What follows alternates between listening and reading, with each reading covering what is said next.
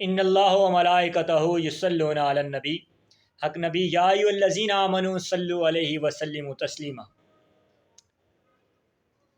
Election جب بھی ہوں یا الیکشن آ رہا ہے، ووٹ کس کو دیں؟ کہ آپ جس حاکم کو اپنے اوپر مسلط کر رہے ہیں، کیا اس میں وہ صفت موجود ہے؟ کیا اس میں وہ خصلتیں موجود ہیں؟ کیا اس میں وہ عادتیں موجود ہیں کہ جس کی بنا پر ہم اس کو ووٹ دیں یا اس کو اپنا حاکم مقرر کر سکیں؟ اس کے لیے کیا شرطیں ہیں؟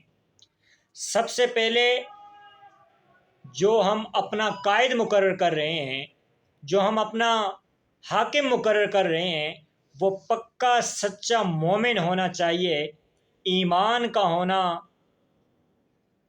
لازمی ہے، ایمان ہونا چاہیے اس میں۔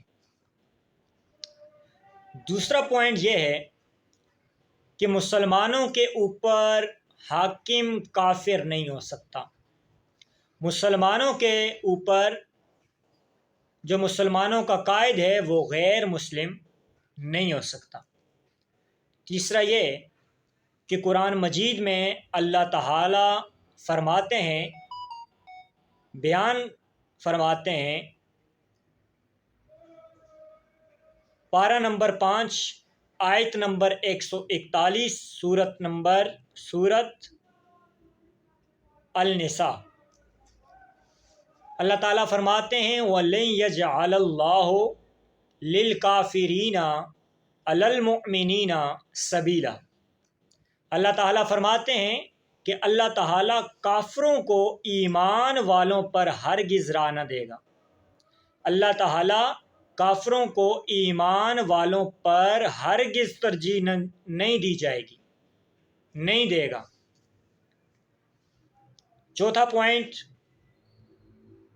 کہ ہم جس حاکم کو اپنے اوپر مقرر کر رہے ہیں یا جس کینڈیڈیٹ کو ہم اپنا منتخب کر رہے ہیں، کیا اس میں وہ صلاحیت موجود ہے کہ جو وزارت ہم اس کو دے رہے ہیں، کیا وہ اس وزارت کو چلا سکتا ہے؟ کیا وہ اس میں صلاحیت موجود ہے کہ وہ اپنی وزارت کو آگے لے کر چلے؟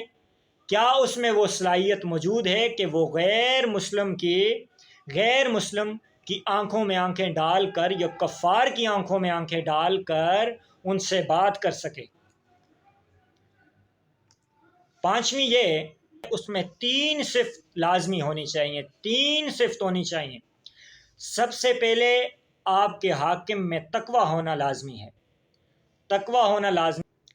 دوسرا پوائنٹ یہ ہے کہ قوم کے لیے نرمی ہونی چاہیے، اور تیسرا یہ پوائنٹ ہے کہ ولایت حکومت کو چلانے کی صلاحیت رکھتا ہو۔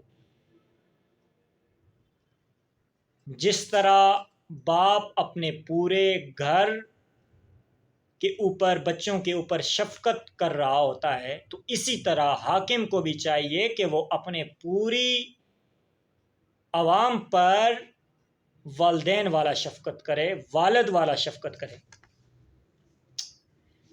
آخر میں ایک تنویر کا شعر مجھے یاد آ رہا ہے کہ یہی تو امتحان ہے تنویر، کس نے کس کو خوش کرنا ہے، یہ الیکشن امتحان ہے۔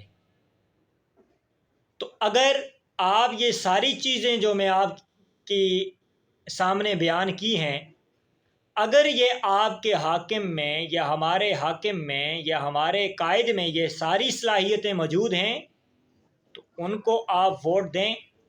اگر یہ ساری صلاحیتیں موجود نہیں ہیں تو آپ اپنا ووٹ ضائع مت کریں۔